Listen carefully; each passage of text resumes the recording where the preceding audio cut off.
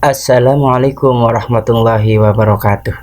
Bertemu lagi dengan saya Muhammad Khotib Arifai dengan mata pelajaran administrasi pajak untuk SMK kelas 11. Tetap perhatikan dan fokus dan setia mengikuti perkembangan channel Arifai. Oke.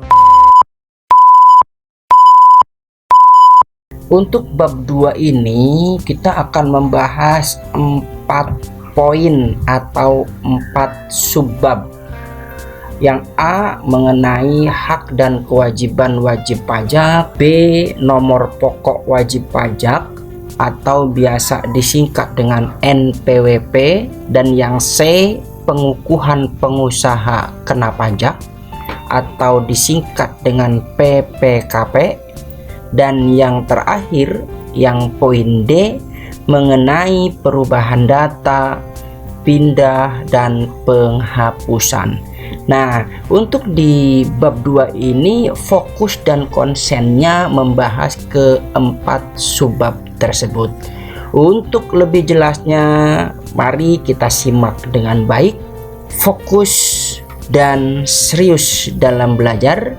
Mudah-mudahan semua yang kita lakukan dengan baik akan mendapatkan hasil yang terbaik.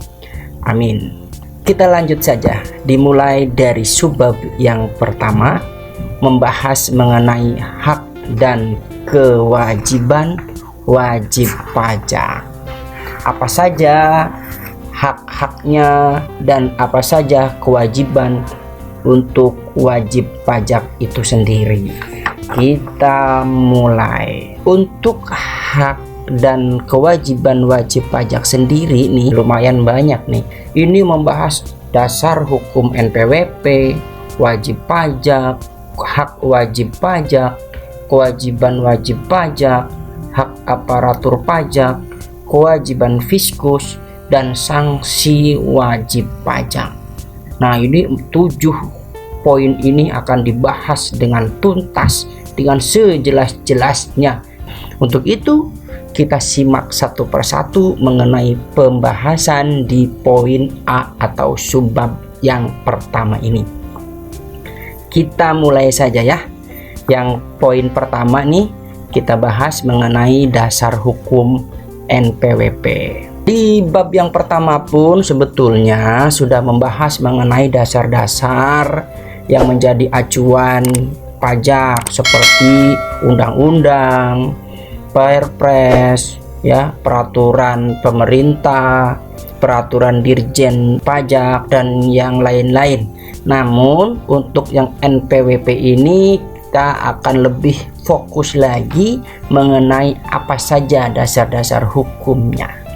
Yang pertama, dasar hukum dalam NPWP ini mengacu kepada Undang-Undang Nomor 16 Tahun 2009 tentang perubahan keempat atas Undang-Undang Nomor 6 Tahun 1983 tentang ketentuan umum dan tata cara perpajakan. Jadi awalnya ini nomor 6 tahun 83, namun sudah mengalami perubahan, mengalami penyesuaian sebanyak 4 kali, sampai yang terakhir itu menjadi nomor 16 tahun 2009 mengenai ketentuan umum dan tata cara perpajakan. Ini dasar hukum NPWP yang pertama. Yang kedua, ini dasar hukumnya adalah Keputusan Direktur Jenderal Pajak nomor Kep strip 150 garis miring PJ garis miring 1999 tentang perubahan Kep strip 27 garis miring PJ garis miring 1995 tanggal 23 Maret tahun 1995 tentang jangka waktu pendaftaran dan pelaporan kegiatan usaha serta tata cara pendaftaran wajib pajak dan pengukuhan wajib pajak. Dan poin yang kedua ini pun sudah mengalami perubahan. yang dari tanggal 23 Maret 1995 dirubah yang terbarunya nih ya, keputusan nomor 150 PJ tahun 99. Lanjut ke dasar hukum yang ketiga dari keputusan Direktorat Jenderal Pajak nomor Cap strip 515 garis miring PJ garis miring 2000 tanggal 4 Desember tahun 2000 tentang tempat pendaftaran bagi wajib pajak tertentu dan tempat pelaporan usaha bagi pengusaha kena pajak. Ini dasar hukum yang ketiga. Dasar hukum yang keempat yaitu keputusan Direktur Jenderal Pajak nomor Cap strip 516 strip PJ strip 2000 tanggal 4 Desember tahun 2000 tentang jangka waktu pendaftaran dan pelaporan kegiatan usaha, tata cara pendaftaran dan penghapusan NPWP, serta pengukuhan dan pencabutan pengukuhan pengusaha kena pajak. Ini nomor 516 garis miring PJ garis miring tahun 2000 ini juga menjadi dasar hukum mengenai NPWP.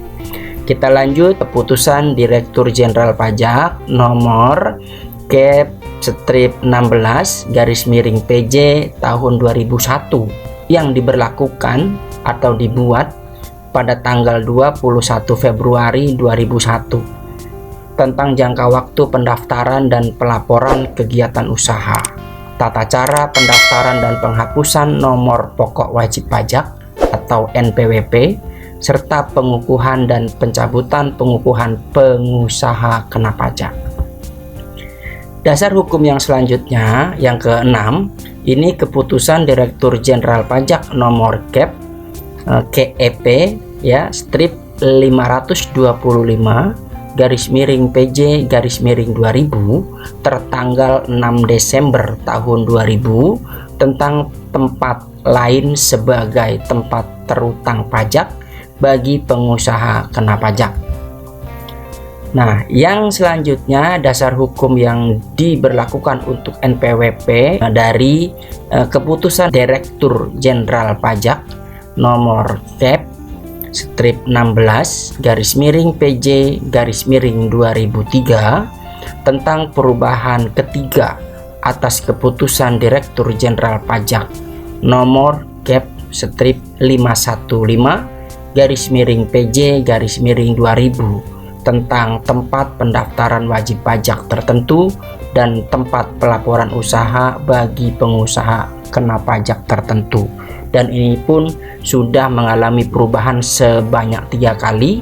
Yang awalnya nomornya itu 515 garis miring PJ tahun 2000, yang terakhir yang sekarang berlaku itu nomor 16 PJ 2003. Demikian mengenai dasar-dasar hukum nomor pokok wajib pajak atau NPWP yang sekarang sudah berlaku atau yang diberlakukan untuk saat ini ke depan, yang besar kemungkinannya tentu akan mengalami perubahan-perubahan mengenai dasar-dasar hukum pajak tersebut sehingga bisa menyesuaikan berdasarkan kondisi dan perkembangan saat ini. Kita lanjut di poin yang kedua yang membahas mengenai wajib pajak. Apa itu wajib pajak? Wajib pajak adalah orang pribadi atau badan yang meliputi pembayar pajak, pemotong pajak, dan pemungut pajak yang mempunyai hak dan kewajiban perpajakan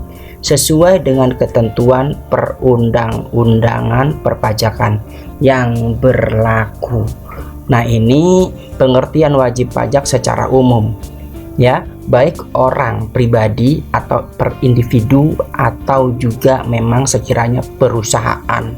Nah, ini menjadi wajib pajak. Kedua kategori ini wajib untuk membayar pajak yang nanti ke depannya berdasarkan kondisi, berdasarkan situasi ataupun berdasarkan kejadian ini akan berbeda kewajibannya, dan besarannya tergantung dari transaksi-transaksi tersebut. Hanya saja secara umum dua kategori inilah menjadi wajib pajak. Namun kita lihat dari sisi lain ya. Menurut Undang-Undang Nomor 16 Tahun 2009 tentang Ketentuan Umum dan Tata Cara Perpajakan atau yang biasa disingkat dengan KUP, ini memberikan definisi yang berbeda atau menentukan lebih spesifik mengenai wajib pajak itu. Jadi menurut perundang-undangan ini, yang tadinya wajib pajak itu hanya dua, ini secara umumnya seperti itu ya, individu dan badan atau perusahaan. Tapi menurut Undang-Undang Nomor 16 Tahun 2009 ini lebih spesifik lagi disebutkan, lebih rinci siapa saja yang termasuk atau tergolong wajib pajak itu sendiri. Siapa saja? Mari kita simak dan kita bahas satu persatu. Yang pertama adalah badan. Jangan terlalu sempit ya punya pemikirannya ya. Kita memang sebagai makhluk hidup ya, orang pasti punya badan. Tapi badan yang dimaksud ini bukan badan orang atau badan tubuh begitu ya. Tapi badan yang dimaksud adalah sekumpulan orang atau modal yang merupakan kesatuan, baik yang melakukan usaha maupun yang tidak melakukan usaha. Seperti apa?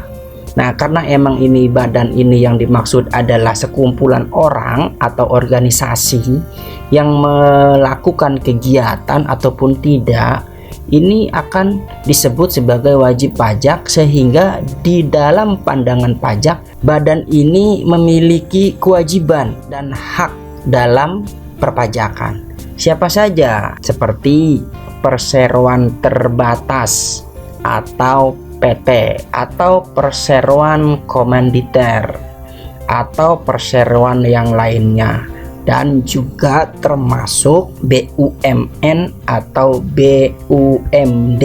Selain itu juga firma, koperasi, yayasan, organisasi massa, organisasi sosial, dan organisasi-organisasi lainnya. Ini termasuk kontrak investasi kolektif serta bentuk usaha tetap.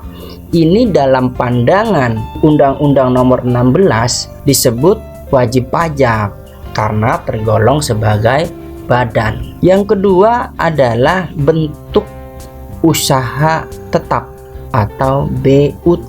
BUT ini adalah bentuk usaha yang dipergunakan oleh orang pribadi yang tidak bertempat tinggal di Indonesia, atau orang pribadi yang berada di Indonesia dengan yang tinggalnya itu sekitar kurang lebih 3 bulan sampai 12 bulan atau 1 tahun, dan badan yang tidak didirikan serta tidak berkedudukan di Indonesia untuk menjalankan usaha atau melakukan kegiatan di Indonesia, yang dapat berupa nih misalnya ya, cabang perusahaan, kantor perwakilan, gedung kantor, pabrik itu ya. Jadi perusahaannya tidak di sini tapi dipakai oleh orang sini atau orang Indonesia atau sebaliknya.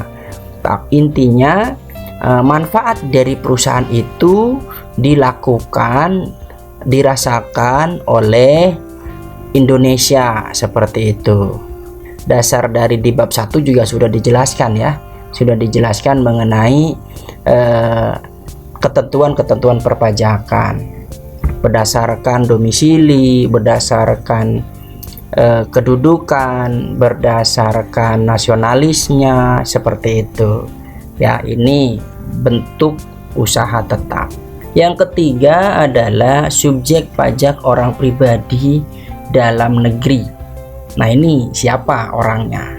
Yang dimaksud subjek pajak orang pribadi dalam negeri adalah orang pribadi yang bertempat tinggal di Indonesia lebih dari 6 bulan atau 183 hari dalam jangka waktu 12 bulan. Nah, orang pribadi ini berada di Indonesia dan mempunyai niat untuk bertempat tinggal di Indonesia. Jadi ini yang dimaksud dengan orang pribadi ini artinya individu ya, begitu ya. Artinya individu yang memang sekiranya baru datang tapi sudah menduduki atau sudah tinggal di Indonesia lebih dari 3 bulan atau dimulai dari 183 hari. Nah, kesana ini sudah dipandang wajib pajak oleh Direktorat Jenderal Pajak. Dan yang keempat, wajib pajak orang pribadi dalam negeri. Nah, kalau wajib pajak orang pribadi dalam negeri ini adalah orang pribadi dalam negeri yang mempunyai hal ya, yang mempunyai hal dan kewajiban perpajakan sesuai dengan ketentuan peraturan perundang-undangan perpajakan. Berarti ini orang Indonesia asli atau orang dalam negeri asli. Yang kelima adalah wajib pajak orang pribadi pengusaha tertentu. Nah, ini wajib pajak orang pribadi yang mempunyai satu tempat usaha yang berada dengan alamat tempat tinggal atau lebih dari satu tempat usaha. Ini pengusaha ya, individu tapi statusnya pengusaha seperti itu. Nah, punya usahanya bisa satu, bisa juga lebih dari satu di lain tempat. Nah, ini juga kena disebut sebagai wajib pajak. Yang keenam adalah wajib pajak orang pribadi berstatus pengurus dan atau komisaris. Nah, ini adalah orang pribadi sebagai subjek pajak dalam negeri yang memegang jabatan sebagai pengurus komisaris pada pengelola perusahaan, yayasan atau bentuk-bentuk yang lain. Intinya sama sama saja. Ini orang pribadi ini seperti poin yang ketiga, 4, 5, dan 6. Ini intinya orang pribadi, orang individu seperti itu ya, bukan mengatasnamakan perusahaan. Lanjut ke yang ketujuh, yaitu wajib pajak orang pribadi yang berstatus sebagai pengawas. Nah, ini adalah orang pribadi sebagai subjek pajak dalam negeri yang melakukan pekerjaan berdasarkan perjanjian atau kesepakatan kerja, baik tertulis maupun tidak tertulis. Nah, ini pegawai sebagai pengawas ya, pengawas misalnya BUMN atau BUMD seperti itu. Cuma saja ini pejabatnya seperti itu statusnya, pada dasarnya sama saja ya, individu seperti itu. Kita lanjut ke yang ke-8, wajib pajak menurut Undang-Undang Nomor 16 Tahun 2009 ini adalah penanggung biaya hidup. Nah, siapa dia? Ternyata penanggung biaya hidup ini kepala keluarga yang telah terdaftar pada tata usaha kantor pelayanan pajak yang sudah memiliki NPWP serta menanggung sepenuhnya biaya hidup anggota keluarga yang menjadi tanggungannya. Ini kepala keluarga nih dianggap wajib pajak ya. Nah, tapi selain kepala keluarga, ternyata anggota keluarga juga ini sebenarnya wajib pajak menurut undang-undang yang tadi ya, seperti istri, keluarga saudara, dan semenda dalam garis keturunan lurus. Anak angkat juga menjadi tanggungan. Yang menjadi tanggungan hidup itu juga menjadi wajib pajak. Dan ini yang ke-10, anak yang belum dewasa. Ternyata anak belum dewasa pun dianggap sebagai wajib pajak. Ini kisaran berumur 18 tahun dan belum menikah. Seperti itu, belum menikah atau dalam usia 18 tahun. Nah, kalau di atas itu ya tentu jadi penanggung biaya hidup ya kalau sudah menikah begitu. Ternyata semuanya menjadi wajib pajak. Yang ke-11 adalah pemberi kerja. Wah, pemberi kerja ini biasanya pengusaha dan sejenisnya ya. perusahaan dan sejenisnya yang membayar atau terutang gaji, upah, tanggungan gitu ya, instansi seperti itu. Ini pemberi kerja nih, PT ya, tempat kita bekerja, ini juga dijadikan dalam pandangannya itu wajib pajak. Yang ke-12 ini bendahara. Bendahara di sini bukan bendahara jabatan yang ada di sekolah ya, misalnya bendahara kelas seperti itu, bukan ya. Bendahara pada pemerintahan pusat atau pemerintah daerah atau instansi atau lembaga pemerintah dan lembaga-lembaga lainnya, misalnya kedutaan besar RI seperti itu ya. Ini juga jadi sebagai wajib pajak. Yang ke-13 adalah wakil pajak. Nah, ini orang yang langsung mewakili wajib pajak sesuai ketentuan dan perundang-undangan perpajakan dan bertanggung jawab atas pelaksanaan perpajakan. Nah, di mata hukum tadi ini juga menjadi wajib pajak. Dan yang terakhir ini adalah kuasa. Orang yang menerima kuasa khusus dari wajib pajak untuk menjalankan hak dan memenuhi kewajiban perpajakan dari wajib pajak sesuai dengan peraturan perundang-undangan perpajakan. Singkatnya, yang namanya wajib pajak itu memang sesuai dengan penjelasan yang secara umum tadi ya, yaitu sekumpulan orang atau badan gitu ya. Jadi semuanya, mau individu kayak mau organisasi mau perusahaan, itu menjadi wajib pajak. Ternyata dalam pandangan Undang-Undang Nomor 16 tahun 2009 pun disebutkan di situ individu, kan gitu ya, sekumpulan orang atau individu ini juga sama. Artinya yang tadi tuh ya, kayak anggota keluarga, penanggung biaya hidup, anak, pemberi pekerja, bendahara, wakil pajak, ini kan sebetulnya individu atau badan pribadi begitu ya. Dan di sini juga disebutkan ada yang namanya perusahaan juga ya, ini juga menjadi wajib pajak. Singkatnya, dalam pandangan Undang-Undang Nomor 16 tahun 2009 ini, semua baik individu ataupun pajak, tidak melihat statusnya, tidak melihat jabatannya, semuanya adalah wajib pajak. Seperti itu.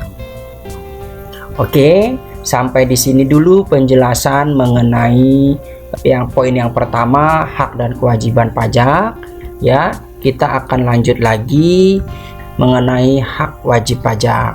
Mudah-mudahan penjelasan yang pertama ini, di poin yang pertama, hak dan kewajiban pajak, dapat menjadi penghantar pemahaman kalian dalam memahami perpajakan atau mengenai NPWP dan pengusaha kena pajak yang selanjutnya.